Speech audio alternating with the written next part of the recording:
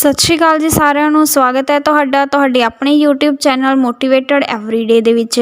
ਅੱਜ ਆਪਾਂ ਗੱਲ ਕਰਨ ਜਾ ਰਹੇ ਹਾਂ ਸ਼੍ਰੀ ਲਹਿਣਾ ਜੀ ਨੂੰ ਗੁਰਿਆਈ ਮਿਲਣੀ।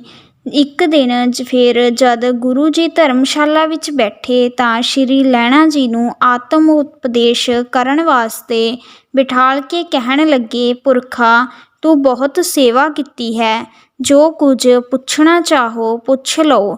ਐਸੀ ਕੋਈ ਚੀਜ਼ ਨਹੀਂ ਜਿਹੜੀ ਮੈਂ ਤੈਨੂੰ ਨਾ ਦਿਆਂ। ਲਹਿਣਾ ਜੀ ਨੇ ਕਿਰਪਾ ਦ੍ਰਿਸ਼ਟੀ ਵੇਖ ਕੇ ਆਖਿਆ, ਮੈਨੂੰ ਆਪਣਾ ਸਰੂਪ ਜਾਣਨ ਦੀ ਇੱਛਾ ਹੈ, ਜਿਸ ਦੇ ਜਾਣਨ ਨਾਲ ਮੈਨੂੰ ਹਰਖ ਸੋਗ ਰਾਗ ਦੁੱਖ ਸੁੱਖ ਨਾ ਵਿਆਪਣ ਅਤੇ ਸੱਚੇ ਸੁੱਖ ਦੀ ਪ੍ਰਾਪਤੀ ਹੋ ਜਾਵੇ। ਸ਼੍ਰੀ ਲਹਿਣਾ ਜੀ ਦੀ ਬੇਨਤੀ ਸੁਣ ਕੇ ਗੁਰੂ ਜੀ ਨੇ ਦੱਸਿਆ ਕਿ ਆਤਮਾ ਸਰਵ ਵਿਆਪਕ ਸਵੈ ਪ੍ਰਕਾਸ਼ ਜਨਮ ਮਰਨ ਰਹਿਤ ਮਨ ਬੁੱਧ ਚਿੱਤ ਹੰਕਾਰ ਤੋਂ ਪਰੇ ਅਤੇ ਇੱਕ ਰਸ ਅਡੋਲ ਰਹਿਣ ਵਾਲਾ ਹੈ। ਜਦ ਗੁਰੂ ਜੀ ਦੀ ਕਿਰਪਾ ਦ੍ਰਿਸ਼ਟੀ ਨਾਲ ਸ਼੍ਰੀ ਲਹਿਣਾ ਜੀ ਨੂੰ ਆਤਮਾ ਸਰੂਪ ਦਾ ਦਰਸ਼ਨ ਹੋ ਗਿਆ ਤਾਂ ਆਪ ਜੀ ਦੀ ਸਮਾਧੀ ਲੱਗ ਗਈ ਅਤੇ ਐਸਾ ਪ੍ਰਕਾਸ਼ ਪ੍ਰਗਟ ਹੋਇਆ ਕਿ ਜਿਵੇਂ ਕਰੋੜਾਂ ਸੂਰਜ ਚੜ੍ਹ ਜਾਂਦੇ ਹਨ। ਜਦ ਸਮਾਧੀ ਖੁੱਲ੍ਹੀ ਤਾਂ ਗੁਰੂ ਜੀ ਨੂੰ ਸਾਹਮਣੇ ਵੇਖ ਕੇ ਸ਼੍ਰੀ ਲਹਿਣਾ ਜੀ ਆਪ ਜੀ ਦੇ ਚਰਨਾਂ 'ਤੇ ਡਿੱਗ ਪਏ ਅਤੇ ਅਨੇਕ ਪ੍ਰਕਾਰ ਦੀ ਉਸਤਤੀ ਕਰਕੇ ਵਾਰ-ਵਾਰ ਚਰਨਾਂ 'ਤੇ ਮੱਥਾ ਟੇਕਿਆ। ਜਦ ਗੁਰੂ ਜੀ ਨੇ ਪ੍ਰਸੰਨ ਹੋ ਕੇ ਬਚਨ ਕੀਤਾ, ਪੁਰਖਾ ਹੁਣ ਤੈਨੂੰ ਗਿਆਨ ਹੋ ਗਿਆ, ਤੇਰੇ ਮਨ ਤੋਂ ਦਵੈਤ ਭਾਵ ਨਾਸ਼ ਹੋ ਗਿਆ ਹੈ, ਸਾਰੀਆਂ ਸ਼ਕਤੀਆਂ ਤੈਨੂੰ ਪ੍ਰਾਪਤ ਹੋ ਗਈਆਂ ਹਨ, ਜੋ ਚਾਹੇ ਸੋ ਹੋਵੇਗਾ। ਪਰ ਇੱਕ ਗੱਲ ਯਾਦ ਰੱਖਣੀ ਕਿ ਕਲਯੁਗ ਦਾ ਬੜਾ ਜ਼ੋਰ ਹੈ, ਬਹੁਤ ਖੋਟੀ ਬੁੱਧੀ ਵਾਲੇ ਵਿਕਾਰੀ ਹੋਣਗੇ। ਤੈਨੂੰ ਬ੍ਰਹਮ ਗਿਆਨ ਪ੍ਰਾਪਤ ਹੋਇਆ ਹੈ, ਇਹ ਗੱਲ ਕਿਸੇ ਨੂੰ ਨਹੀਂ ਕਹਿਣੀ। ਪ੍ਰੇਮ ਭਗਤ ਸਹਿਤ ਗਿਆਨ ਦਾ ਉਪਦੇਸ਼ ਕਰਨਾ, ਜਿਸ ਨਾਲ ਬਾਹਰ ਮੁਖੀ ਸ਼ੁਭ ਕਰਮਾਂ ਵਿੱਚ ਲਗਨ ਲੱਗੀ ਰਹਿੰਦੀ ਹੈ ਅਤੇ ਪਰਮ ਗਤੀ ਪ੍ਰਾਪਤ ਹੁੰਦੀ ਹੈ। ਇਸ ਵਾਸਤੇ ਬ੍ਰਹਮ ਗਿਆਨ ਦੀ ਪ੍ਰਾਪਤੀ ਕਰਕੇ ਵੀ ਲੋਕ ਮਰਿਆਦਾ ਨੂੰ ਕਾਇਮ ਰੱਖਣ ਲਈ ਇਸ਼ਨਾਨ ਦਾਨ ਭਗਤੀ ਸਤਸੰਗ ਤੇ ਨਾਮ ਸਿਮਰਨ ਜਾਰੀ ਰੱਖਣਾ। ਇਹਨਾਂ ਕਰਮਾਂ ਦੇ ਕਮਾਉਣ ਨਾਲ ਨਿਸ਼ਚੇ ਹੀ ਪਰਮ ਗਤੀ ਪ੍ਰਾਪਤ ਹੋਵੇਗੀ। ਇਸ ਤਰ੍ਹਾਂ ਆਤਮ ਗਿਆਨ ਦੀ ਪ੍ਰਾਪਤੀ ਕਰਕੇ ਸ਼੍ਰੀ ਲਹਿਣਾ ਜੀ ਬੜੇ ਪ੍ਰੇਮ ਨਾਲ ਸੇਵਾ ਕਰਨ ਵਿੱਚ ਪ੍ਰਵਿਰਤ ਹੋ ਰਹਿੰਦੇ। ਆਪ ਜੀ ਦੀ ਨਿਮਰਤਾ ਸੇਵਾ ਅਤੇ ਸ਼ਰਧਾ ਵੇਖ ਕੇ ਗੁਰੂ ਜੀ ਪ੍ਰਸੰਨ ਹੋ ਕੇ ਦਿਨ ਪ੍ਰਤੀ ਹੋਰ ਵਧੇਰੇ ਕਿਰਪਾ ਦ੍ਰਿਸ਼ਟੀ ਰੱਖਣ ਲੱਗੇ। ਸਿੱਖ ਸੰਗਤਾਂ ਨੇ ਇਹ ਝੁਕਾਓ ਵੇਖ ਕੇ ਅਨੁਮਾਨ ਲਾਇਆ ਕਿ ਆਪ ਗੁਰਿਆਈ ਗੱਦੀ ਇਹਨਾਂ ਨੂੰ ਹੀ ਦੇਣਗੇ। ਪਰ ਜਦ ਇਸ ਤਰ੍ਹਾਂ ਦੀਆਂ ਗੱਲਾਂ ਮਾਤਾ ਸੁਲੱਖਣੀ ਜੀ ਨੇ ਸੁਣੀਆਂ ਤਾਂ ਉਹ ਚਿੰਤਾਵਾਨ ਹੋ ਕੇ ਇੱਕ ਦਿਨ ਗੁਰੂ ਜੀ ਪਾਸ ਧਰਮਸ਼ਾਲਾ ਵਿੱਚ ਆਈ। ਸਾਹਿਬਜ਼ਾਦੇ ਸ਼੍ਰੀ ਚੰਦ ਤੇ ਲਖਮੀ ਦਾਸ ਅਤੇ ਕੁਝ ਸਿੱਖ ਵੀ ਆਪ ਜੀ ਪਾਸ ਬੈਠੇ ਸਨ।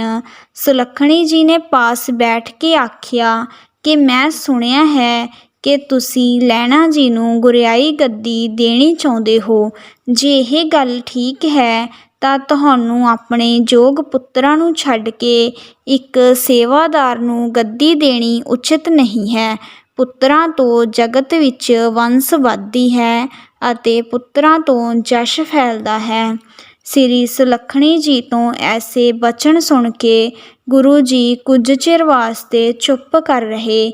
ਐਨੇ ਨੂੰ ਇੱਕ ਬਿੱਲੀ ਅੱਧਾ ਖਾਧਾ ਹੋਇਆ ਚੂਹਾ ਮੂੰਹ ਵਿੱਚ ਲੈ ਕੇ ਜਦ ਉੱਥੋਂ ਲੰਘਣ ਲੱਗੀ ਤਾਂ ਸਿੱਖਾਂ ਨੇ ਉਸ ਨੂੰ ਡਰਾਇਆ, ਜਿਸ ਕਰਕੇ ਬਿੱਲੀ ਉੱਥੇ ਚੂਹੇ ਨੂੰ ਸੁੱਟ ਕੇ ਭੱਜ ਗਈ। ਗੁਰੂ ਜੀ ਨੇ ਆਪਣੇ ਅੰਗੜੀ ਮਰਿਆ ਹੋਇਆ ਚੂਹਾ ਵੇਖ ਕੇ ਸ਼੍ਰੀ ਚੰਦ ਜੀ ਨੂੰ ਕਿਹਾ ਕਿ ਇਸ ਨੂੰ ਚੁੱਕ ਕੇ ਬਾਹਰ ਸੁੱਟ ਆਓ। ਸ਼੍ਰੀ ਚੰਦ ਜੀ ਨੇ ਕਿਹਾ, ਇਹ ਕੋਈ ਗੱਲ ਹੈ, ਮੈਂ ਇਹ ਮੋਈ ਹੋਈ ਚੂਹੀ ਨਹੀਂ ਚੁੱਕਣੀ। ਫਿਰ ਗੁਰੂ ਜੀ ਨੇ ਲਖਮੀ ਦਾਸ ਨੂੰ ਕਿਹਾ ਕਿ ਬੇਟਾ ਇਹ ਚੂਹੀ ਬਾਹਰ ਸੁੱਟ ਆਓ।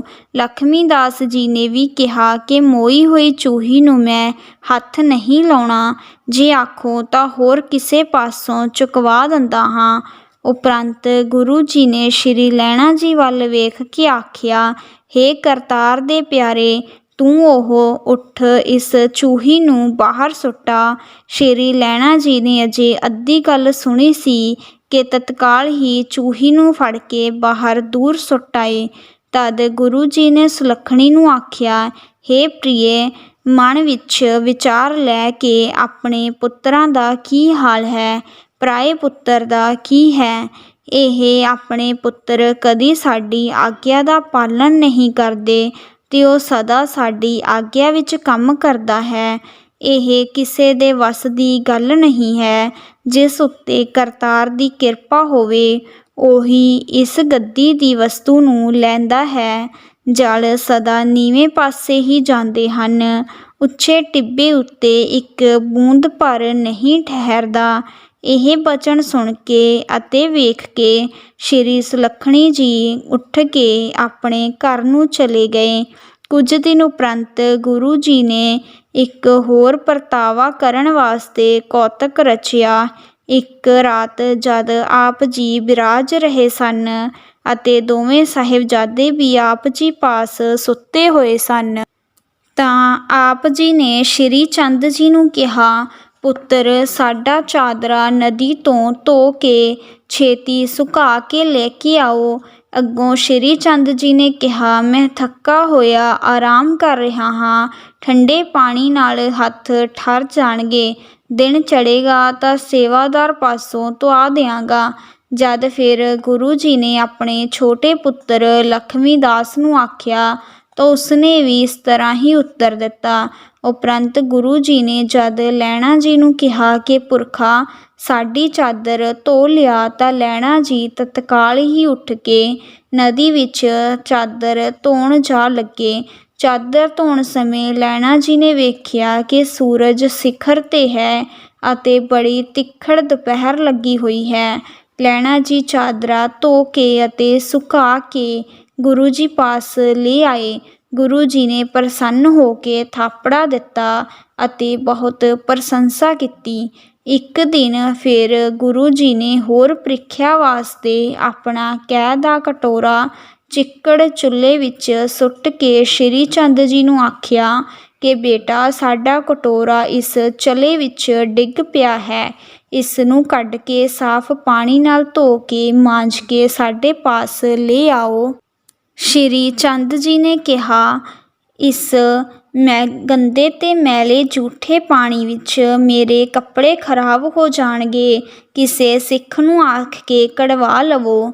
ਫਿਰ ਗੁਰੂ ਜੀ ਨੇ ਲਖਮੀ ਦਾਸ ਨੂੰ ਆਖਿਆ ਕਿ ਚਿੱਕੜ ਦੇ ਚਲੇ ਵਿੱਚੋਂ ਕਟੋਰਾ ਕੱਢ ਕੇ ਧੋ ਮਾਂਜ ਕੇ ਸਾਡੇ ਪਾਸ ਲੈ ਆਓ। ਲਖਮੀ ਦਾਸ ਜੀ ਨੇ ਕਿਹਾ, ਪਿਤਾ ਜੀ, ਤੁਸੀਂ ਬਹੁਤ ਸਿਆਣੇ ਹੋ ਕੇ ਜੋ ਮੰਦਾ ਕੰਮ ਹੈ ਉਹ ਸਾਡੇ ਪਾਸੋਂ ਹੀ ਕਰਵਾਉਂਦੇ ਹੋ। ਸਾਰੇ ਸਿੱਖ ਸੇਵਕਾਂ ਵਿੱਚ ਸਾਡਾ ਨਿਰਾਦਰ ਕਰਦੇ ਹੋ। ਮੈਂ ਕੋਈ ਅਜਿਹਾ ਅਪਮਾਨ ਵਾਲਾ ਕੰਮ ਕਰਨ ਨੂੰ ਤਿਆਰ ਨਹੀਂ ਹਾਂ। ਤਦ ਗੁਰੂ ਜੀ ਨੇ ਲਹਿਣਾ ਜੀ ਨੂੰ ਆਖਿਆ ਕਿ ਚਿੱਕੜ ਵਿੱਚੋਂ ਕਟੋਰਾ ਕੱਢ ਕੇ ਧੋ ਮਾਂਜ ਕੇ ਸਾਡੇ ਪਾਸ ਲੈ ਆਓ। ਤਾਂ ਲਹਿਣਾ ਜੀ ਨੇ ਸੁਣਦੇ ਸਾਰ ਹੀ ਚਿੱਕੜ ਵਿੱਚ ਛਾਲ ਮਾਰ ਕੇ ਕਟੋਰਾ ਕੱਢ ਕੇ ਅਤੇ ਧੋ ਮਾਂਜ ਕੇ ਗੁਰੂ ਜੀ ਦੇ ਪਾਸ ਰੱਖ ਦਿੱਤਾ। ਲਹਿਣਾ ਜੀ ਦੇ ਸਾਰੇ ਕੱਪੜੇ ਤੇ ਸਰੀਰ ਚਿੱਕੜ ਨਾਲ ਭਰ ਗਏ, ਜਿਸ ਨੂੰ ਵੇਖ ਕੇ ਸਾਰੇ ਹੈਰਾਨ ਹੋ ਗਏ ਅਤੇ ਲਹਿਣਾ ਜੀ ਨੂੰ ਧੰਨ ਧੰਨ ਕਹਿਣ ਲੱਗੇ। ਗੁਰੂ ਜੀ ਨੇ ਪ੍ਰਸੰਨ ਹੋ ਕੇ ਲਹਿਣਾ ਜੀ ਨੂੰ ਥਾਪੜਾ ਦਿੱਤਾ। ਇੱਕ ਦਿਨ ਬੁੱਢਾ ਜੀ ਦੇ ਮਨ ਵਿੱਚ ਵਿਚਾਰ ਆਈ ਕਿ ਮੈਂ ਵੀ ਗੁਰੂ ਜੀ ਦੀ ਬਹੁਤ ਸੇਵਾ ਕਰਦਾ ਹਾਂ ਅਤੇ ਆਗਿਆ ਅਨੁਸਾਰ ਚੱਲਦਾ ਹਾਂ, ਪਰ ਪਤਾ ਨਹੀਂ ਲਹਿਣੇ ਉੱਤੇ ਇੰਨੀ ਕਿਰਪਾ ਕਿਉਂ ਕਰਦੇ ਹਨ। ਗੁਰੂ ਜੀ ਭਾਈ ਬੁੱਢੇ ਦੀ ਮਨ ਦੀ ਗੱਲ ਜਾਣ ਕੇ ਉਸ ਨੂੰ ਪਰਖਣ ਵਾਸਤੇ ਇੱਕ ਰਾਤ ਉਸ ਨੂੰ ਕਹਿਣ ਲੱਗੇ, ਭਾਈ ਬੁੱਢੇ, ਬਾਹਰ ਨਿਕਲ ਕੇ ਵੇਖ ਰਾਤ ਕਿੰਨੀ ਕੁ ਬਾਕੀ ਹੈ। ਇਸ਼ਨਾਨ ਦਾ ਵੇਲਾ ਹੋਇਆ ਹੈ ਕਿ ਨਹੀਂ। ਬੁੱਢਾ ਜੀ ਨੇ ਬਾਹਰ ਨਿਕਲ ਕੇ ਆਖਿਆ, ਮਹਾਰਾਜ, ਅੱਧੀ ਰਾਤ ਬਾਕੀ ਹੈ। ਗੁਰੂ ਜੀ ਨੇ ਕਿਹਾ, ਐਨੀ ਨਹੀਂ, ਇੱਕ ਪਹਿਰ ਬਾਕੀ ਹੈ, ਫਿਰ ਚੰਗੀ ਤਰ੍ਹਾਂ ਵੇਖ ਕੇ ਦੱਸੋ। ਬੁੱਢੇ ਨੇ ਫਿਰ ਨਿਕਲ ਕੇ ਆਖਿਆ, ਮਹਾਰਾਜ, ਮੈਂ ਚੰਗੀ ਤਰ੍ਹਾਂ ਵੇਖਿਆ ਹੈ, ਅੱਧੀ ਰਾਤ ਹੀ ਬਾਕੀ ਹੈ। ਇਸ ਤਰ੍ਹਾਂ ਜਦ 3 ਵਾਰ ਗੁਰੂ ਜੀ ਨੇ ਕਿਹਾ ਕਿ ਪਹਿਰ ਰਾਤ ਬਾਕੀ ਹੈ ਤਾਂ ਬੁੱਢੇ ਨੇ ਕਿਹਾ ਅੱਧੀ ਰਾਤ ਬਾਕੀ ਹੈ। ਤਾਂ ਫਿਰ ਗੁਰੂ ਜੀ ਨੇ ਲਹਿਣਾ ਜੀ ਨੂੰ ਕਿਹਾ, ਲਹਿਣਾ ਤੂੰ ਬਾਹਰ ਨਿਕਲ ਕੇ ਵੇਖ ਰਾਤ ਕਿੰਨੀ ਬਾਕੀ ਹੈ। ਲਹਿਣਾ ਜੀ ਨੇ ਬਾਹਰ ਨਿਕਲ ਕੇ ਤਾਰਿਆਂ ਦੀ ਸੇਧ ਲਾ ਕੇ ਦੱਸਿਆ, ਮਹਾਰਾਜ ਰਾਤ ਅੱਧੀ ਬਾਕੀ ਹੈ। ਗੁਰੂ ਜੀ ਨੇ ਕਿਹਾ, ਫੇਰ ਚੰਗੀ ਤਰ੍ਹਾਂ ਵੇਖ ਪਹਿਰ ਰਾਤ ਬਾਕੀ ਹੈ। ਜਦ ਲਹਿਣਾ ਜੀ ਨੇ ਫੇਰ ਬਾਹਰ ਆਣ ਕੇ ਵੇਖਿਆ ਕਿ ਰਾਤ ਤਾਂ ਅੱਧੀ ਠੀਕ ਹੈ, ਪਰ ਗੁਰੂ ਜੀ ਨੂੰ ਪਤਾ ਨਹੀਂ ਕੀ ਪਾਉਂਦਾ ਹੈ, ਉਹਨਾਂ ਦੀ ਉਹੀ ਜਾਣਨ। ਇਹ ਵਿਚਾਰ ਕੇ ਲਹਿਣਾ ਜੀ ਨੇ ਕਿਹਾ, ਮਹਾਰਾਜ ਮੇਰੀਆਂ ਅੱਖਾਂ ਨੀਂਦ ਨਾਲ ਭਰੀਆਂ ਹੋਈਆਂ ਸਨ, ਇਸ ਕਰਕੇ ਮੈਂ ਭੁੱਲ ਕੇ ਅੱਧੀ ਰਾਤ ਬਾਕੀ ਦੱਸੀ ਸੀ। ਹੁਣ ਮੈਂ ਚੰਗੀ ਤਰ੍ਹਾਂ ਵੇਖ ਕੇ ਕਹਿੰਦਾ ਹਾਂ ਕਿ ਜਿੰਨੀ ਰਾਤ ਆਪ ਜੀ ਨੇ ਬਿਤਾਈ ਹੈ ਓਨੀ ਹੀ ਬੀਤੀ ਹੈ, ਤੇ ਜਿੰਨੀ ਤੁਸਾਂ ਬਾਕੀ ਰੱਖੀ ਹੈ ਓਨੀ ਹੀ ਰਹੀ ਹੈ। ਇਹ ਸਭ ਕੁਝ ਆਪ ਜੀ ਦੇ ਹੀ ਅਧੀਨ ਹੈ। ਇਹ ਉੱਤਰ ਸੁਣ ਕੇ ਬੁੱਢਾ ਜੀ ਸਮਝ ਗਏ ਕਿ ਮੈਂ ਲਹਿਣਾ ਜੀ ਵਾਂਗੂ ਗੁਰੂ ਜੀ ਦੀ ਆਗਿਆ ਦਾ ਪਾਲਣ ਨਹੀਂ ਕਰ ਸਕਿਆ, ਜਿਸ ਕਰਕੇ ਆਪ ਜੀ ਲਹਿਣਾ ਉੱਤੇ ਪ੍ਰਸੰਨ ਹਨ। ਇਸ ਤਰ੍ਹਾਂ ਭਲੀ ਭਾਂਤ ਪ੍ਰੀਖਿਆ ਕਰਕੇ ਗੁਰੂ ਜੀ ਨੇ ਲਹਿਣਾ ਜੀ ਨੂੰ ਗੁਰਗੱਦੀ ਦੇਣ ਦੀ ਤਿਆਰੀ ਕਰ ਲਈ। ਇੱਕ ਦਿਨ ਗੁਰੂ ਜੀ ਲਹਿਣਾ ਜੀ ਦਾ ਸਰੂਪ ਲੈ ਕੇ ਰਾਵੀ ਵਿੱਚ ਹੀ ਖੜ੍ਹੇ ਰਹੇ ਤੇ ਲਹਿਣਾ ਜੀ ਕਿਨਾਰੇ ਉੱਤੇ ਗੁਰੂ ਜੀ ਦਾ ਸਰੂਪ ਆਪਣੇ ਅੰਦਰ ਟਿਕਾ ਕੇ ਸਮਾਧੀ ਲਾ ਕੇ ਬੈਠ ਗਏ। ਤਦ ਗੁਰੂ ਜੀ ਪ੍ਰੇਮ ਵਸ ਹੋ ਆਪਣਾ ਤਪ ਵਿੱਚੇ ਹੀ ਛੱਡ ਕੇ ਲਹਿਣਾ ਜੀ ਪਾਸ ਕਿਨਾਰੇ ਉੱਤੇ ਆ ਗਏ।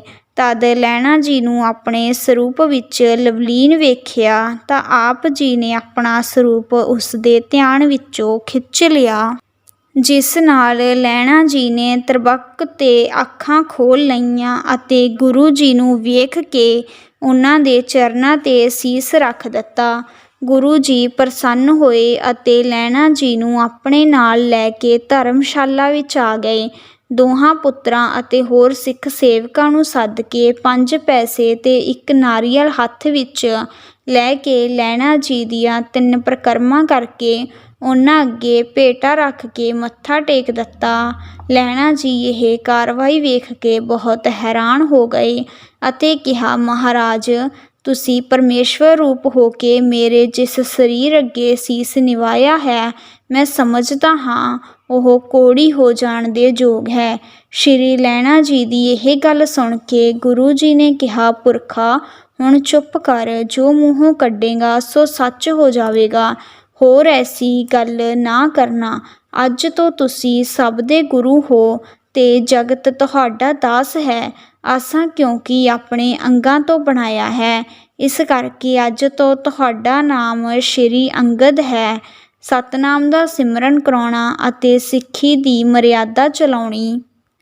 ਗੁਰੂ ਜੀ ਦਾ ਇਹ ਹੁਕਮ ਸੁਣ ਕੇ ਬਾਬਾ ਬੁੱਢਾ ਜੀ ਸਾਧਕ ਸਭ ਸਿੱਖਾਂ ਨੇ ਸ਼੍ਰੀ ਲਹਿਣਾ ਜੀ ਨੂੰ ਮੱਥਾ ਟੇਕਿਆ, ਪਰ ਗੁਰੂ ਜੀ ਦੇ ਦੋਹਾਂ ਪੁੱਤਰਾਂ ਸ਼੍ਰੀ ਚੰਦ ਤੇ ਲਖਮੀ ਦਾਸ ਨੇ ਇਹ ਆਖ ਕੇ ਮੱਥਾ ਨਾ ਟੇਕਿਆ ਕਿ ਅਸੀਂ ਇਸ ਸੇਵਕ ਨੂੰ ਮੱਥਾ ਟੇਕਦੇ ਚੰਗੇ ਨਹੀਂ ਲੱਗਦੇ, ਅਸੀਂ ਗੁਰੂ ਪੁੱਤਰ ਉੱਚੇ ਪਦ ਦੇ ਅਧਿਕਾਰੀ ਹਾਂ। ਇਸ ਤਰ੍ਹਾਂ ਬੋਲ ਕੇ ਦੋਵੇਂ ਉੱਠ ਕੇ ਆਪਣੇ ਘਰ ਨੂੰ ਚਲੇ ਗਏ।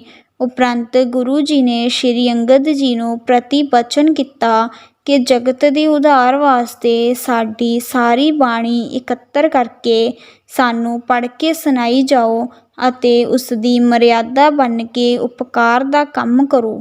ਆਗਿਆ ਅਨੁਸਾਰ ਸ਼੍ਰੀ ਅੰਗਦ ਜੀ ਨੇ ਸਾਰੀ ਬਾਣੀ ਨੂੰ ਚੁਣ ਚੁਣ ਕੇ ਗੁਰੂ ਜੀ ਪਾਸ ਬੈਠ ਕੇ ਸੁਣਾਇਆ। ਤਦ ਗੁਰੂ ਜੀ ਨੇ ਇਸ ਬਾਣੀ ਦਾ ਨਾਮ ਜਪ ਰੱਖਿਆ ਅਤੇ ਫਰਮਾਇਆ, ਜੋ ਗੁਰਸਿੱਖੀ ਦੀ ਇੱਛਾਵਾਨ ਸਿੱਖ ਸਵੇਰੇ ਇਸ਼ਨਾਨ ਕਰਕੇ ਇਸ ਜਪ ਬਾਣੀ ਨੂੰ ਵਿਚਾਰ ਨਾਲ ਇੱਕ ਮਨ ਹੋ ਕੇ ਪੜ੍ਹੇਗਾ ਅਤੇ ਇਸ ਦੇ ਸਿਧਾਂਤ ਨੂੰ ਗ੍ਰਹਿਣ ਕਰੇਗਾ, ਉਹ ਨਿਸ਼ਚੈ ਹੀ ਪਰਮ ਗਤੀ ਨੂੰ ਪ੍ਰਾਪਤ ਹੋਵੇਗਾ।